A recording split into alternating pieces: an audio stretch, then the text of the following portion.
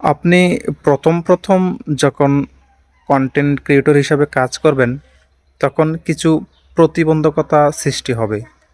যেমন আপনি যখন ভিডিও মেক করবেন, তখন আপনার কাছে লজ্জা লাগবে বা ক্যামেরার সামনে কথা বলতে পারবেন না। এটা হচ্ছে আপনার বিষয়। দ্বিতীয়ত হচ্ছে আপনার আত্মীয়স্বজন, পাড়া প্রতিবেশী, বন্ধুবান্ধব যারা আছে, তারা আপনাকে পাগল বলবে, আপনাকে হতাশাগ্রস্ত করে ফেলবে। এভাবে এসব বাধা অতিক্রম করে আপনাকে কাজ করতে হবে। ১ মাস, ২ মাস, ৫ মাস, ৬ মাস, এমনকি ১ বছর পর্যন্ত লেগে যেতে পারে। আপনার যখন নতুন কনটেন্ট, ভালো ভিডিও আপনি দিতে পারবেন, একটা সময় আপনি সফল হবেন। তখনই আপনার সার্থকতা আসবে।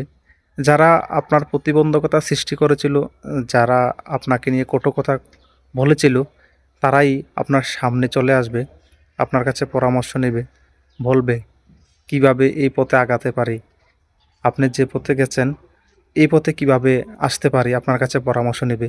তখন অবশ্যই ভালো লাগবে। তো সেই দিনের আশায় থাকেন, যেদিন এটার জবাব আপনি সুন্দরভাবে দিতে পারবেন। তবে বিষয়গুলো নিয়ে আপসেট হওয়া যাবে না। এটা আপনার প্রথম অবস্থায় যে প্যারা দিবে, এগুলো আপনি কন্ট্রোল করার চেষ্টা করবেন। না হলে আপনার মানসিক একটা সমস্যার সৃষ্টি হতে পারে। তো এগুলো যদি আপনি এগুলো থেকে বেরিয়ে আসতে পারেন, তাহলে আপনার মানসিক যেই সমস্যাগুলা, এগুলো আপনার পরবর্তীতে বাধা হয়ে দাঁড়াবে না।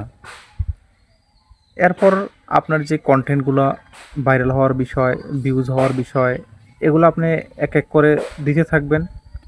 একটা সময় আপনার কন্টেন্টগুলো অবশ্যই ভাইরাল হবে। ভালো মানের কন্টেন্ট হলে একটা না একটা কন্টেন্ট ভাইরাল হবেই। আপনি যদি ১০০ কন্টেন্ট দিতে পারেন, যে কোনো একটা কন্টেন্ট ভাইরাল হয়ে গেছে, ফর ইউতে চলে গেছে, একটা সময় আপনি সাকসেস। তারপর আর পেছন ফিরে তাকাতে হবে না। আপনি যেটা পারেন, আপনি যে বিষয়ে পারদর্শী, শুধু সেই বিষয় নিয়ে কাজ করবেন। তবে আপনাকে ধৈর্য ধরতে হবে, ধৈর্য ধরে কাজ করতে হবে, এগিয়ে যেতে হবে, প্রচুর পরিশ্রম করতে হবে। একটা সময় সাফল্য অবশ্যই আসবে। হতাশা হওয়া যাবে না, টেনশন করা যাবে না, নিজেকে পাগল মনে হবে।